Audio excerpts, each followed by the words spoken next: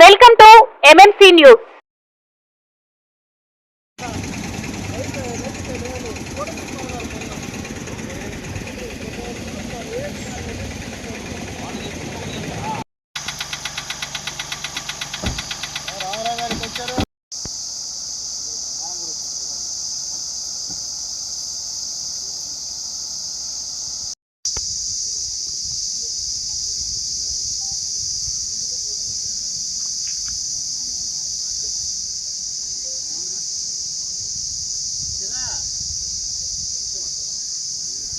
చేస్తున్నా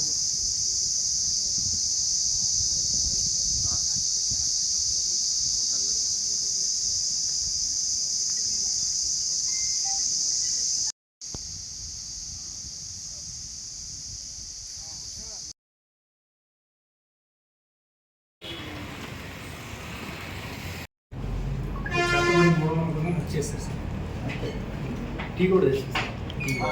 అందరికీ నమస్కారం అండి. నా పేరు ఏవి Ramana, circle inspector of police Venkatagiri. మనకి 28వ తారీఖున ఉదయాన్నే మనకి పెట్లూరు దగ్గరలో మనకి రైల్వే స్టేషన్కి ట్రాక్ పక్కన జామాయిలు ఫారెస్ట్ ఉంది. అక్కడ ఒక మగ వ్యక్తి కుళ్ళిపోయినటువంటి స్థితిలో ఉన్నాడు అని చెప్పేసి అతన్ని ఎవరో మర్డర్ చేశారనే ఉద్దేశంతో అక్కడ మాకు వచ్చినటువంటి సమాచారం. దీని మేరకు మనం అటవీ ప్రాంతానికి రావడం జరిగింది. ఆ తర్వాత క్లూస్ టీమ్ని అన్ని రకాలుగా అన్ని సైంటిఫిక్ ఎవిడెన్స్ అంతా కూడా అక్కడ సేకరించడం జరిగింది. ఇది మనకి ఉన్నటువంటి సమాచారం మేరకు ఆ చుట్టుపక్కల విచారించిన దాని మేరకు, అలాగే ఆ గ్రామంలో చనిపోయినటువంటి ఆ వ్యక్తి ఆటుపాక శివయ్య అని 25 సంవత్సరాలు, ఇతను వచ్చేసి అమ్మపాలెం విలేజ్. ఇతను ఫోటో స్టూడియో, మన వెంకటగిరిలో ఫోటో స్టూడియో నడుపుకుంటూ జీవనం సాగిస్తూ ఉన్నాడు. అయితే ఇతని మీద గడ్జి పెట్టుకుని అదే గ్రామస్తులు, బంధువులు అనమాట. ఇతనైతే ముని జానకిరామ్ అనే అతను, అలాగే పోలూరు సాయి కుమార్ అనేటువంటి వాళ్ళు, వీళ్ళిద్దరు కూడా 20 సంవత్సరాల వయసు, అందరూ కూడా బంధువులే అనమాట వీళ్ళంతా కూడా. అయితే వీళ్ళకిను ఈ ఆటుపాక శివయ్య కుటుంబాలకి మధ్యలో ఇల్ ఫీలింగ్స్ ఉన్నాయన్నమాట వాళ్ళకి గతంలో నుంచి. ఎందుకంటే ఈ ఆటుపాక శివయ్య వాళ్ళ కుటుంబ సభ్యులు బ్లాక్ మ్యాజిక్ అంటే వీళ్ళు చేతబడి చేస్తుంటారనేటువంటి నమ్మకం ఆ గ్రామంలో ఎక్కువగా ఉంది.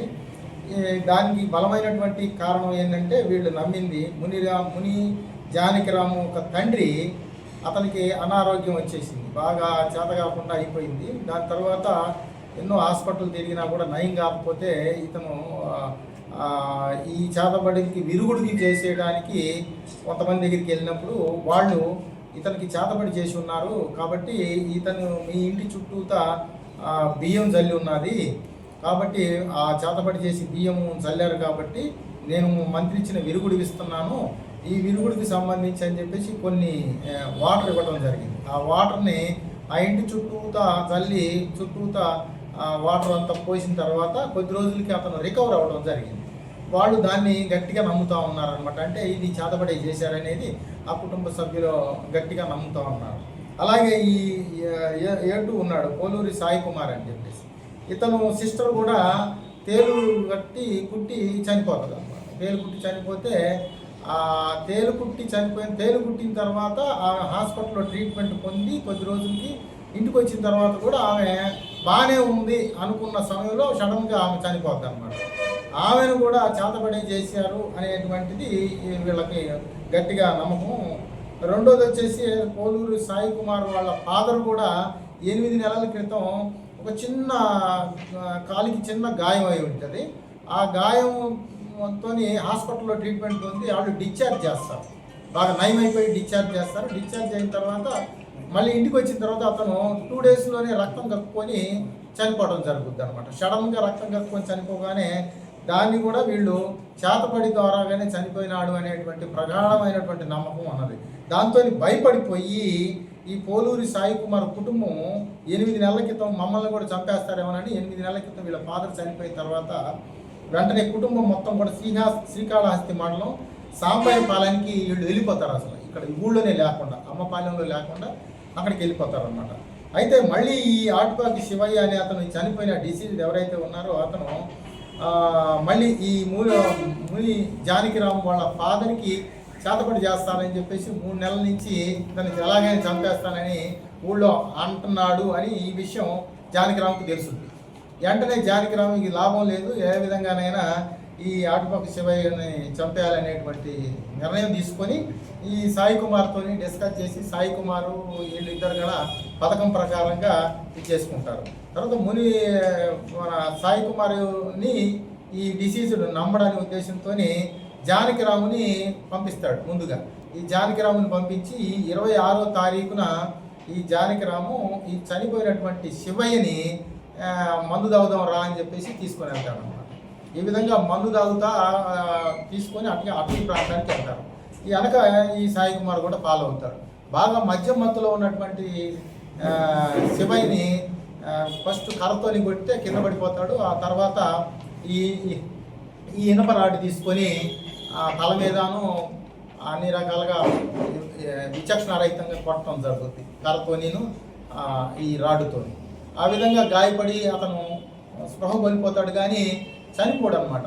చూసి చనిపోలేదని చెప్పేసి ఈ జానకిరావు ఏం చేస్తాడు, అక్కడ వీడు తాగినటువంటి బాటిల్, మందు బాటిల్ ఉంటుంది, బ్రాందీ బాటిల్, దాన్ని పగలగొట్టి ఆ బాటిల్తో కూడా ఈ గొంతు దగ్గర ఇష్టం వచ్చినట్టుగా పొడిచి పోయటం వల్ల అతను బ్లీడింగ్ ఇంజురీస్ అయ్యి అతను అక్కడికక్కడికే ప్రాణాలు కోల్పోతాడు. ఆ తర్వాత వీళ్ళిద్దరు కూడా మళ్ళీ బైక్ మీద ఏమి ఎరగనట్టుగా వెళ్ళిపోతారు. ఈ వెళ్ళే క్రమంలో ఈ చనిపోయినటువంటి శివయ్య ఫోన్ని ఫ్లైట్ మోడ్లో పెట్టి వీళ్ళు వెళ్ళిపోతారు అనమాట. దాని తర్వాత మళ్ళీ మరుసటి రోజు అంటే 27వ తారీఖున మళ్ళీ మార్నింగ్ మధ్యాహ్నం మళ్ళీ ఈ ప్రాంతానికి ఈ జానకిరామ్ రావడం జరిగింది. ఎట్లా ఉంది, ఏం జరిగింది అని చూసుకోవడానికి వస్తాడనమాట.